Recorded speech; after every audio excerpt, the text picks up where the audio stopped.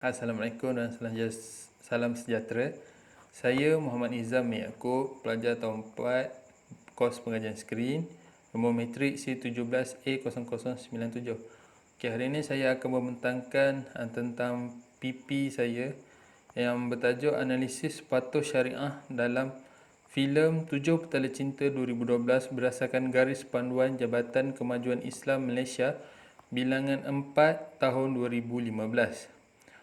Kita pergi kepada pengenalan kajian ini.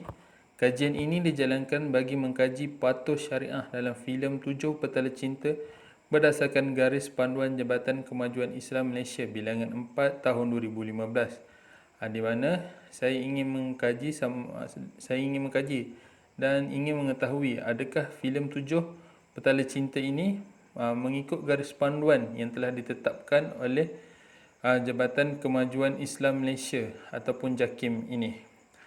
Seterusnya kita akan pergi kepada permasalahan kajian. Permasalahan kajian adalah isu patuh syariah dalam filem. Disebabkan terdapat banyak filem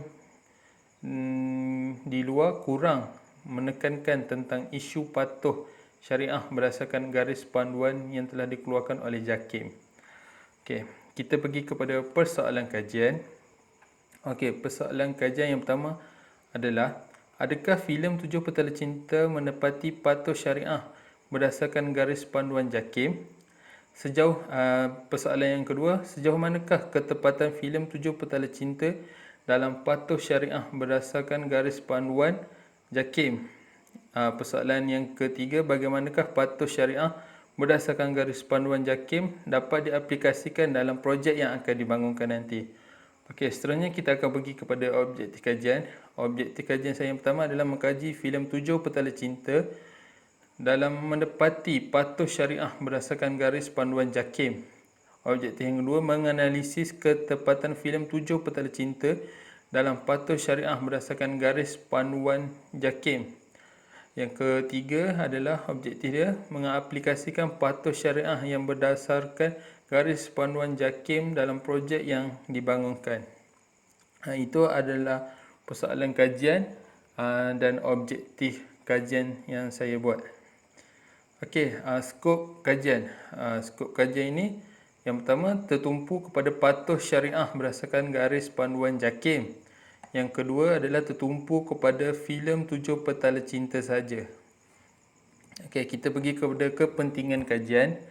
Yang pertama adalah kepada individu. Kepentingan kepada individu adalah memberi pendedahan kepada penonton tentang kriteria patuh syariah. Yang kedua adalah masyarakat. Masyarakat akan mendapat pengetahuan yang jelas tentang kriteria patuh syariah.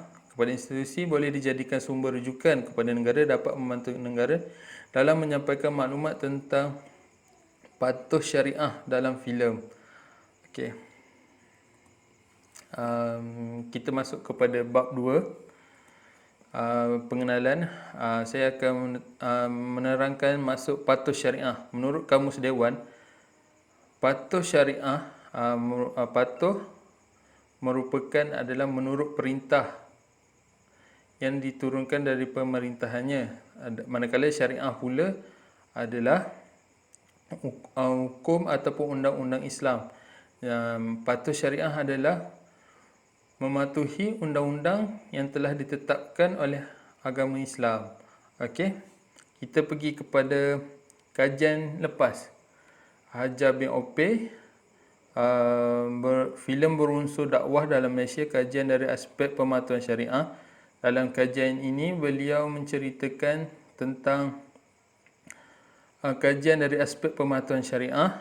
Yang keempat ada Hajar Opey Muhammad Yusof dan rakan-rakan yang lain yang bertajuk kriteria patuh syariah dalam filem berasaskan hukum fiqh, satu kajian awal dijalankan untuk menceritakan tentang kriteria patuh yang harus dipatuhi dan dicontohi. Kita pergi kepada Hajar Opey lagi, iaitu analisis fatwa berkaitan akidah dalam filem di Malaysia Suratan 2015. Dalam kajian beliau menceritakan fatwa berkaitan akidah dalam penerbitan filem. Okey, yang keempat iaitu daripada Rosmawati Muhammad Rashid. Dia menceritakan tentang analisis elemen patuh syariah dalam filem Nur Kasih The Movie 2012 berdasarkan teori filem Ar-Risalah. Kajian mereka merupakan analisis elemen patuh syariah berdasarkan teori Ar-Risalah yang dikemukakan oleh Abu Hassan sebagai alat untuk menyampaikan.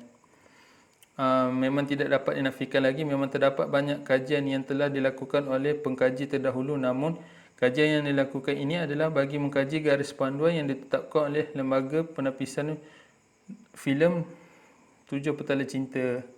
Kita pergi pada bab 3. Reka bentuk kajian. Saya gunakan kaedah kualitatif iaitu analisis kandungan.